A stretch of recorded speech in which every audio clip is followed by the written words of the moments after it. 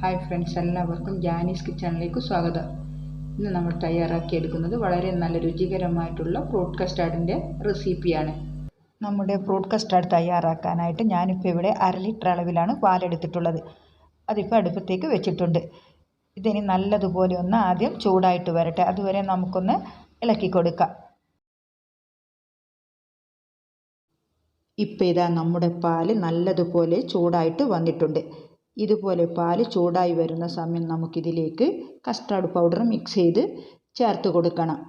അതിന് വേണ്ടിയിട്ട് ഞാനിവിടെ ഒരു ബൗളിലേക്ക് 2 ടേബിൾ സ്പൂൺ കസ്റ്റാർഡ് പൗഡർ എടുത്തിട്ടുണ്ട്. ഇനി നമുക്കിതിലേക്ക് കുറച്ച് പാല് ചേർത്ത് കൊടുത്തിട്ട് ഇത് നല്ലതുപോലെ കട്ടിയൊന്നുമില്ലാതെ നന്നായിട്ടൊന്ന് മിക്സ് ചെയ്തെടുക്കണം. നമുക്ക് 1/2 ലിറ്റർ പാലിന് 2 ടേബിൾ സ്പൂൺ കസ്റ്റാർഡ് പൗഡർ മതിയാകും. മിക്സ് ചെയ്തെടുത്തതിന് ശേഷം ഇനി നമുക്കിത് ചൂടായ പാലിലേക്ക് ഒഴിച്ചു കൊടുക്കാം. ഇതും ചേർത്ത് കൊടുത്തതിന് ശേഷം ഇനി നമുക്ക് കൈയെടുക്കാതെ തന്നെ ഒന്ന് ഇളക്കിക്കൊണ്ടേയിരിക്കണം. നന്നായിട്ട് ഇതൊന്ന് കുറുകി വരണം. ആ സമയം വരെ നമുക്കിത് നന്നായിട്ടൊന്ന് ഇളക്കി കൊടുക്കാം. ഇപ്പോൾ ഇത് നല്ലതുപോലെ തിളച്ച് അത്യാവശ്യം കുറുകി വന്നിട്ടുണ്ട്.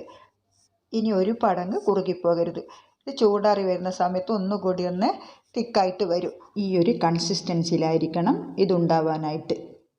ഇനി ഇതിലേക്ക് നമ്മുടെ മധുരത്തിനനുസരിച്ചുള്ള പഞ്ചസാര ചേർത്ത് കൊടുക്കുക. ഞാനിപ്പോൾ ഇവിടെ 5 ടേബിൾ സ്പൂൺ പഞ്ചസാരയാണ് ചേർത്ത് കൊടുത്തിട്ടുള്ളത്.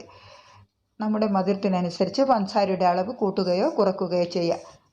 ഇനി പഞ്ചസാര ഒന്ന് ഉരുകി വരുന്ന സമയം വരെ മാത്രം ഒന്ന് ഇളക്കി കൊടുത്താൽ മതിയാവും. പഞ്ചസാരയും ചേർത്ത് കൊടുത്തിട്ട് ഇനി ഇത് തിളപ്പിക്കാൻ നിൽക്കണ്ട. അപ്പോൾ അതിൻ്റെ ടേസ്റ്റ് അങ്ങ് മാറിപ്പോവും. ഇപ്പം നമ്മുടെ പഞ്ചസാര നന്നായിട്ട് മെൽട്ടായിട്ട് കിട്ടിയിട്ടുണ്ട്. ഇനി നമുക്ക് ഫ്ലെയിം ഓഫ് ചെയ്യാം. ഇനി നമുക്കിതൊരു ബൗളിലേക്ക് മാറ്റിയിട്ട് ചൂടാറിയതിന് ശേഷം നമുക്ക് ഫ്രിഡ്ജിൽ വെച്ച് നന്നായിട്ടൊന്ന് തണുപ്പിച്ചെടുക്കണം. ഇപ്പം നമ്മുടെ കസ്റ്റാർഡ് നന്നായിട്ടൊന്ന് തണുപ്പിച്ചെടുത്തിട്ടുണ്ട്. ഇനി ഇതിലേക്ക് ഫ്രൂട്ട്സ് ചേർത്ത് കൊടുക്കുക. ഫ്രൂട്ട്സ് എടുക്കുന്ന സമയത്ത് പുളിപ്പില്ലാത്ത ഫ്രൂട്ട്സ് വേണം നമ്മളിതിൽ ചേർക്കാനായിട്ട്. ആദ്യം നമുക്ക് 1/2 കപ്പ് ആപ്പിൾ കട്ട് ചെയ്തത് ചേർത്ത് കൊടുക്കുക. പിന്നെ നമുക്ക് ഒരു ഏത്തപ്പഴത്തിൻ്റെ പകുതിയാണ് എടുത്തിട്ടുള്ളത്. ഇനി ഇതിലേക്ക് 1/2 കപ്പ് കുരുവില്ലാത്ത കറുത്ത മുന്തിരി ചേർത്ത് കൊടുക്കുക. അതേപോലെ തന്നെ കുറച്ച് പച്ചമുന്തിരിയും കൂടി ചേർത്ത് കൊടുക്കുന്നുണ്ട്. നമ്മുടെ ഇഷ്ടത്തിനനുസരിച്ചുള്ള ഫ്രൂട്ട്സൊക്കെ ചേർത്ത് കൊടുക്കുക. പിന്നെ നമുക്ക് കുറച്ച് മാതളം കൂടി ഇട്ട് കൊടുക്കുന്നുണ്ട്. കൂടെ തന്നെ കുറച്ച് ബദാം കട്ട് ചെയ്തതും കൂടി ചേർത്ത് കൊടുക്കുക. ഇനി നമുക്ക് ഇതേപോലെ ഒന്ന് മിക്സ് ചെയ്തെടുത്തതിന് ശേഷം ഫ്രിഡ്ജിൽ വെച്ച് നന്നായിട്ടൊന്ന് തണുപ്പിച്ചെടുക്കണം. അപ്പോഴേക്കും നമ്മുടെ ഫ്രൂട്ട്സിലെ മധുരമൊക്കെ ഇറങ്ങി കസ്റ്റാർഡിന് നല്ലൊരു ടേസ്റ്റ് ഉണ്ടാവും. അപ്പോൾ ഇതേപോലെ നിങ്ങളൊന്ന് തയ്യാറാക്കി നോക്കിയിട്ട് നിങ്ങളുടെ ഫീഡ്ബാക്ക് അറിയിക്കാൻ മറക്കരുത്.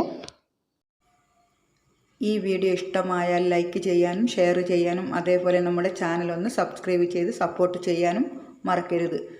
ഇനി നമുക്ക് നല്ല അടിപൊളി റെസിപ്പിയുമായിട്ട് വീണ്ടും കാണാം. Okay, thank you for watching.